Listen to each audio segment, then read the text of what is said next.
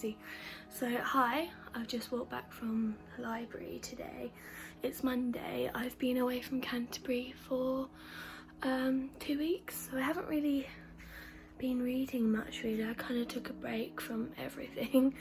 It was like a holiday, so I'm back, and tonight I'm gonna start reading this, Last Night at the Telephone Club by Melinda Lowe. Very excited to read this. I've heard good things. Very excited.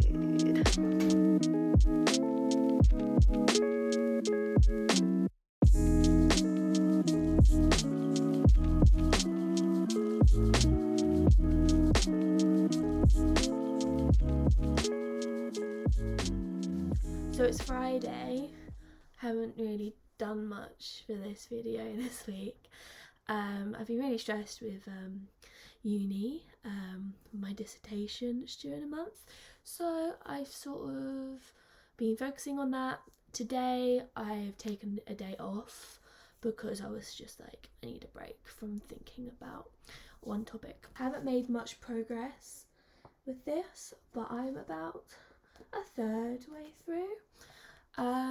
So I thought I'd just give some general thoughts. So it's set in 1950s with the backdrop of the Red Scare, but it's set in Los Angeles, mostly Chinatown. Is it Los Angeles? I think it's just set in California, like around there. I actually know quite a bit about communism in America in the 1950s because I did a research paper on how the 1950s and McCarthyism and the Red Scare is represented in film. I've never really looked at it from the perspective of the Chinese community. For me, it was always about how it affected Hollywood and the Jewish community mostly. So this is really interesting to read about. The main character is Lily, and she meets a girl at her school called Kath, and then realises that she's starting to develop feelings for her, and she's exploring her sexuality, and so she goes to this place called the Telegraph CLub. I've read about 150 pages of this. Lily has just gone to the Telegraph CLub for the first time. I do get this thing, I mean, I'm sure a lot of people do, I just don't like sad or stressful situations, and I know when I watch films or TV shows, if I've seen them before, I'll skip to like a happy bit.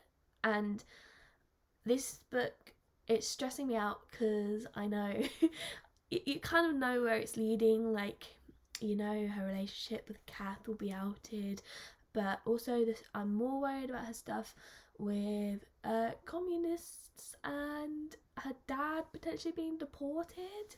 And like it's sort of building up, and like Lily got this communism like leaflet that she found at school, and she's taken it home and kind of hidden it in one of her books, and I just know that something's going to happen with that someone's going to go looking in her house and find that. So yeah, but I am really liking it. I think it's a really it's kind of heartwarming, like the relationship between Kath and Lily. She's just fallen out of her friends because she's decided to hang out with Kath a bit more. So I'll see where it goes. Hi, so it's Sunday night. It's about 1 a.m. and I just finished Last Night at the Telegraph Club. It was really good. Had a little cry. I'll probably talk about it more tomorrow. Hi, so I just thought I'd talk through some thoughts I had after finishing the Last Night at the Telegraph Club. Let me just get my notes. I finished it at like 1 a.m. last night, and I've written down some thoughts. My main concern with it was I thought it should be a bit longer, especially when she moved with her aunt and uncle to a different school. That's just like when the book ended, and even though there was an epilogue, I wish we saw a bit of how she was like missing Kath and adapting to being away from her family and stuff. So that was my first thing when I immediately finished the book. I've seen a lot of people say this, there was a lot of setup, but I think it wasn't unnecessary, but like good 50%, like it was just setting up like the time and their relationship and her relationship with her family. And it was really when she was like in Lana's apartment, when the raid happened, that that was when I was really into the book. I wish they had gone into more depth about the LGBT community at that time with the raid and how it affected more people. Even though I really loved the chapters when she was with Lana, I do wish that Tommy had been involved a bit more, because it seemed to me that Tommy was kind of the reason why she realised she was developing these feelings to Kath. And I think instead of it being Lana, she should have spent those couple of days with Tommy instead. But however, I did really like that bit. Hi, just to add, I didn't know if I was reading into this, but there were some times where I thought that the author was trying to give us the impression that Tommy was a bit sketchy. Lana mentioned like those friends in referring to who Tommy decided to hang out with, and also there was that bit where they were in Tommy's room, her and Lily, and she was just a bit creepy. I thought Tommy was going to have more of a influence personally with Lily when she was exploring her sexuality.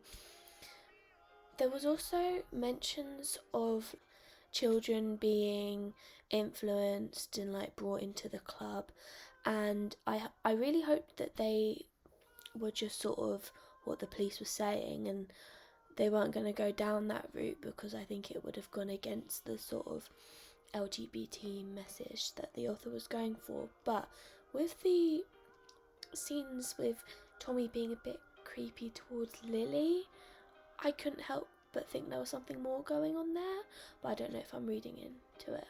When she came out, her mum sort of confessed.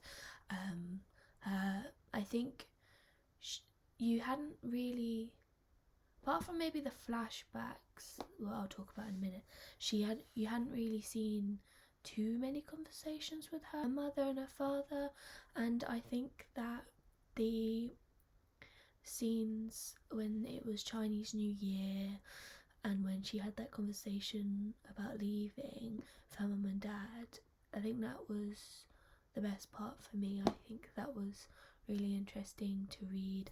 I really felt like the pain that the whole family were feeling before she left. So with the historical stuff, I am really into communism in the 1950s and the Red Scare, and I swear she brought home a leaflet and I thought someone was going to find it.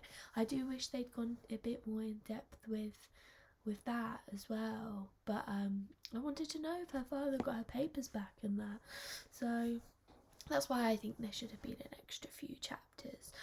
I did really enjoy the flashbacks, not flashbacks, but like the timeline bits.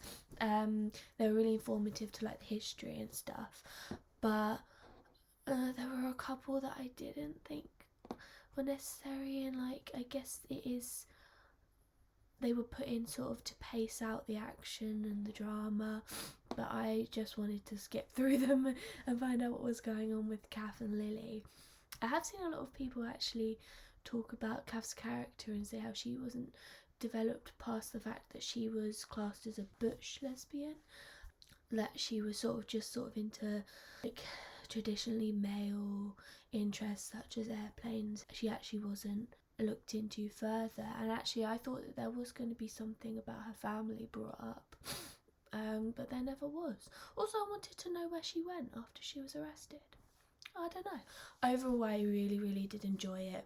Those last 200 pages I read so quickly and I couldn't stop. I just love how it mixed fiction with like issues to do with sexuality and ideology like communism, at that time it was so informative and I loved it. I also really liked all the space stuff. I liked how that was included in the timeline as well. So yeah, I've decided I'm going to read the Authenticity Project next. I know this is lame. I'm going to try and do it without an audiobook. I have listened to most books this year with an audiobook, mostly because my dyslexia. The reason why I'm getting into reading is to like get over that bump that I have that I can't read because of my dyslexia, but I really think I can. So I'm going to try and do this one without an audiobook, which means it will probably take me a bit longer. In the meantime, I think I'll have a second book. I've never read Twilight. I've never read it, and I think I might just have this on the go, like when I'm out and about, just listen to the audiobook when I'm not feeling like 100% concentration on reading without an audiobook.